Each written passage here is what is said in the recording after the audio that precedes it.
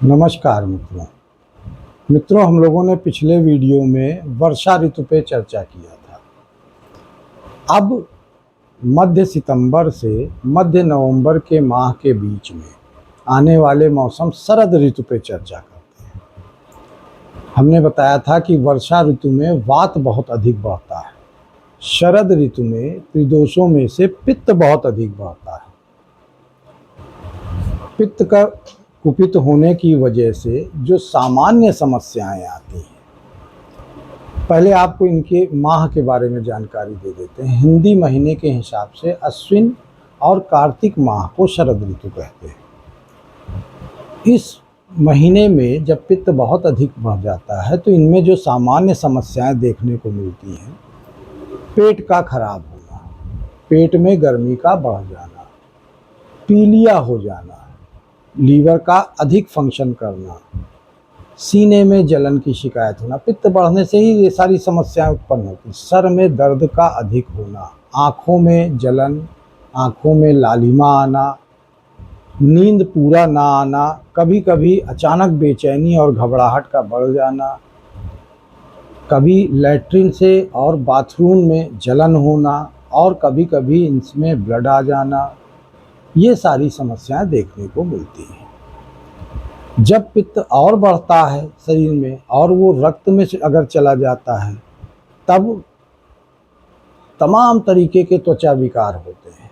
जैसे जो हार्पिज की समस्याएं हैं, वो इस मौसम में सबसे ज़्यादा देखने को मिलती हैं। चेचक बहुत ज़्यादा निकलती है, रैसेस बहुत ज़्यादा होते हैं, दाद खाज खुजली की समस्याएं बहुत बढ़ जाती हैं। तो पित्त के बढ़ने की वजह से जो समस्याएं आती हैं वो इस मौसम में देखने को मिलती हैं।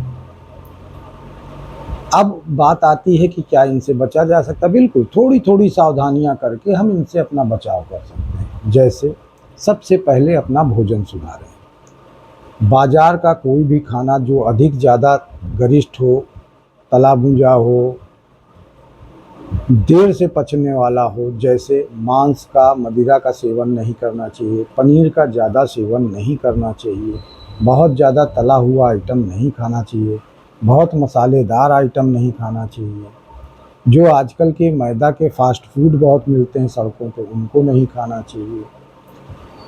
सामान्य भोजन, दाल, चावल, रोटी, सब्जी, दाल में भी मूंग की और मसूर की दाल का सेवन अधिक करना चाहिए।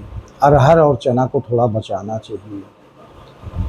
सब्जियों में देखिए, इस मौसम में 3 स्वाद कहे गए हैं। 6 स्वाद होते हैं, 3 स्वाद शरद ऋतु में कहे गए हैं जिनका सेवन करना चाहिए: कसाय, कड़वा और मधुर। तो कसाय में क्या क्या आता है? आंवला हो गया, हर्र हो गया, तो भोजन में आंवला ज़रूर शामिल करें। कड़वे में करेला हो गया, नीम वगैरह हो गया, ये भी बहुत फ़ायदेमंद है इस सीजन में।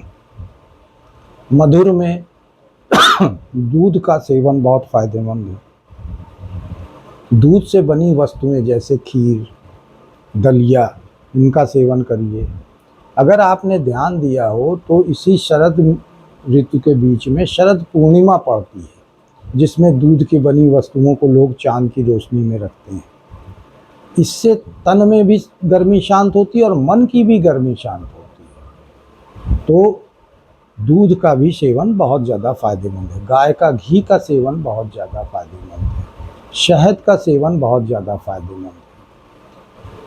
मेवा में आप खजूर ले सकते हैं, किशमिश ले सकते हैं, और काला मुनक्का का सेवन बहुत फ़ायदेमंद है। और अंजीर का भी सेवन आप कर सकते हैं, लेकिन बाकी मेवा को थोड़ा सा बचाइएगा। काजू, बादाम, अखरोट, ये सब इस समय थोड़ा सा बचाने चाहिए। इसके अलावा दिन में सोने से बचिए, रात को नींद पूरी लीजिए। कभी भी रात में बहुत देर तक नहीं जगना चाहिए इस सीजन में। प्रातः जल्दी उठिए, चंद्रमा की रोशनी में थोड़ा बैठिए और टहलिए, उससे भी आपको बड़ी शीतलता प्राप्त होगी। इसके अलावा इस सीजन में जल पीने का जो विवरण मिलता है, उसमें ऐसा जल का पान करना चाहिए जिसमें सूर्य की और चंद्रमा की पर्याप्त रोशनी पड़ती हो।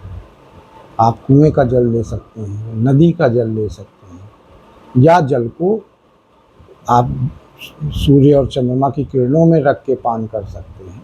ये बहुत फ़ायदेमंद होगा।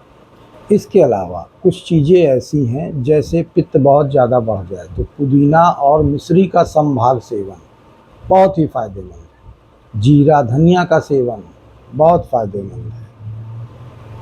इन छोटे छोटे उपायों को करके इस मौसम में स्वस्थ रहा जा सकता है। कोई बड़ी समस्या अगर आपको हो तब तो सीधे वैद्य से संपर्क करिए, निश्चित ही लाभ होगा। धन्यवाद।